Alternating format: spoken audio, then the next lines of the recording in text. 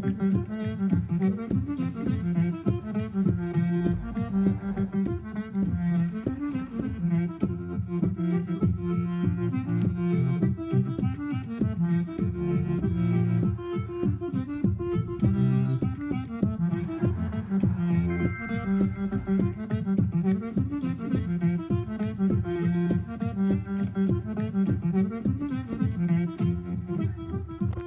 what's up? Thanks for stopping by.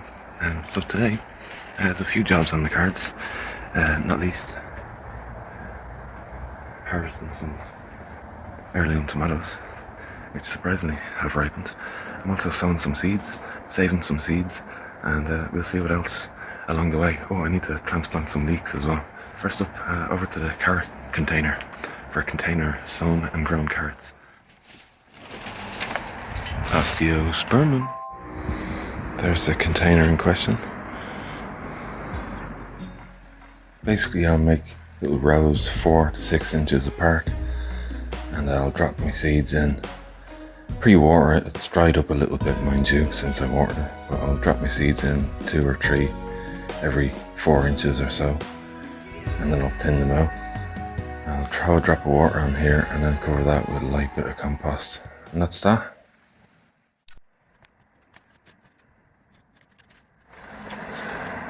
Kale Cavolo and Kale Redboar, and it's probably a bit late for both, and I'm only sowing them in here and then putting them somewhere else. As I said, I've got Kales here, Cavallo de Nero and Redboar, and pre-watered little trays, making 2 holes in each and maybe 2 seeds in each. We bit of compost over the top and we're laughing. Onto some chard, and basically the same again, pre-watered trays with two holes in each cell and 2 or 3 seeds in each. This needs an extra bit of water, I think, so a bit of compost and a drop more water, and we're laughing. Now over to the open ground where the spuds were taken up, and I'm going to sow some turnips. The variety is Snowball, and as you can see, March to July, and we're in August, but we'll give it a go over in the warmest corner there. And I'm going to put a bit of spinach back here, maybe some Komatsuna over there. And it's too late really for autumn carrots, but I was thinking maybe I could give it a go, but if they fail then there's a whole corner there used up, so we'll see as we go. First of all, turnips. Now I'm making the rows here with the idea that everything's going to be spaced about 8 inches to a foot in their final positions. So there's turnip, brought some spinach in here.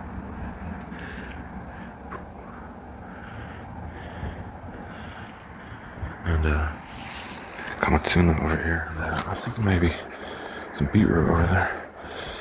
I don't think it's too late. Well, maybe it is too late for beetroot, but I'll throw it in, we'll give it a go.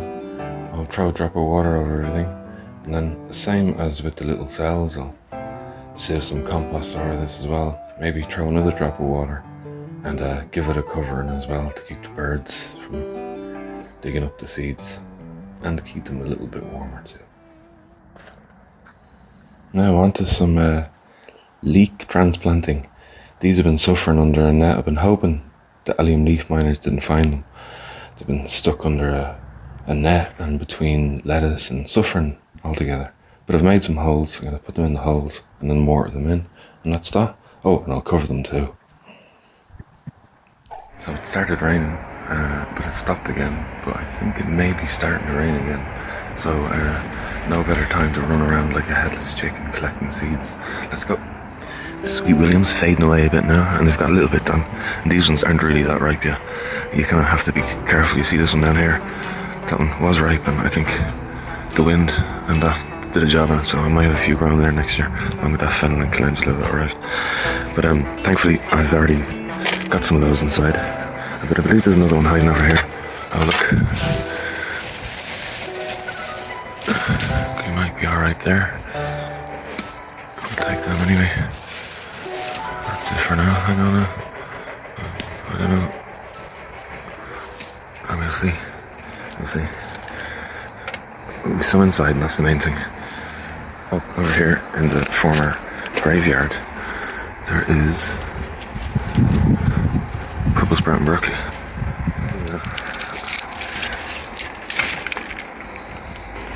That one as well. Oh, there's another one. It's crispy. I'll take them in and explore them inside. I've still got these crispy peas to go through to save for next year. But I also have a bunch of them grown out in the front, so I need to go and cut them at the base and bring them all in here too before they get too wet, because they're nice and brown and crispy now. So let's have a look. There's the crispy peas in question. So I'm going to just cut them at the base.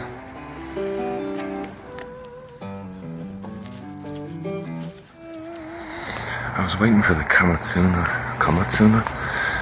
to ripen, but it hasn't ripened out here yet, and even worse, there's possibly some sort of mildew, and it's been attacked by aphids.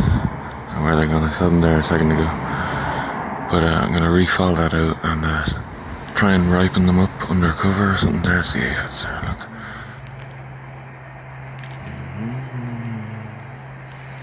It started raining out there again, but peas are in and the Komatsuna is in, and I also brought in some sort of mustard. So there's a lot to get through. Oh, I forgot the other seeds, goodness gracious. And a few Sweet William, potentially, possibly, to go with the ones that I took in already. They're inside, I've still yet to shake them out. And I've got some, potentially, purple sprouting broccoli as well. And while it's raining, it's a good time to grab a few of these indoor tomatoes. And giant cucumbers as well. I'll try a twist to begin, see if that works. Alright, but I need to get these in as well now because they're ripe enough. There's a few of them just blushing, but I can bring those in too, and they'll all ripen up together.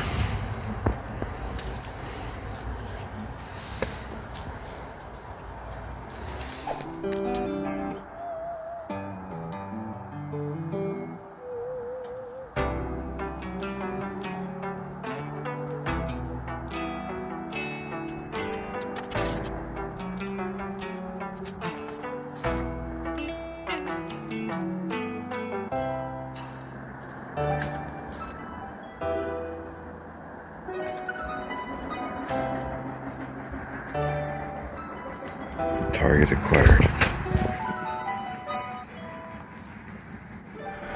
Another one I forgot about. I might just leave that one for now. And I'm going to water this and sow some lettuce seeds in here. And then over here where I did have the peas previously, let's sow some radish. I think it's a nice spot for it, why not? The radish in there. A bit of lettuce over yonder. There's some of the heirloom tomatoes and some of the cherry tomatoes on the windowsill, and that I brought in previously to help the other ones to come along a little bit. But considering it's getting so dark now, I think it's time to get the old paper bag out. So I'll literally put them in a brown paper bag. The ethylene gas released by the ripening tomatoes speeds up the ripening process. Some people add a bit of fruit in as well, like a banana or apple. But once they're all in the bag, including some ripe ones as well, as you can see though, all I have is tomatoes, so that'll do for me. I already harvested some coriander while it was green, but I didn't have any brown paper bags, so I just stuck it in an open plastic bag in a warm, airy spot, and they're ripening up okay.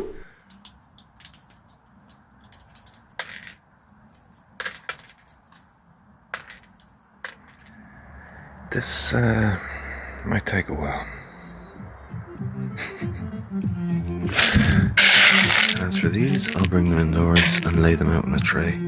There they are, laid out on trays. I'll leave them there for about 48 hours or so, just to make sure they're fully dry. Keep an eye on them. Single layer. So now it's time to sow some lettuce and radish in my designated spots. So I'm going to give those areas a little bit of a watering first.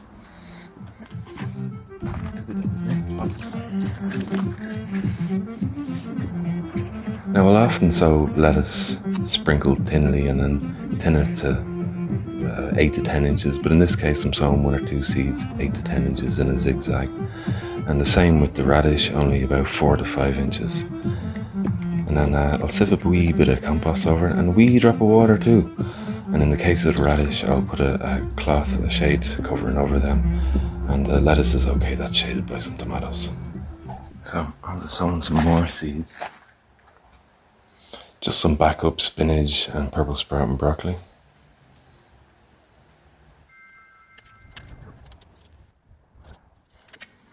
There they are with their carrot seedling friends, or carrot seed friends.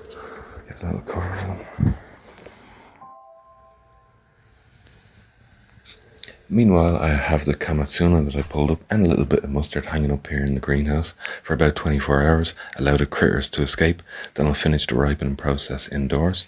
Meanwhile, I have some spuds in a cool dark place. I've culled the worst of them, the green and damaged ones. These are still scabby, which leaves them open for disease or whatever, but we'll hope for the best. Let them cure away there for another week or so. Now back indoors for some simple, straightforward seed sorting.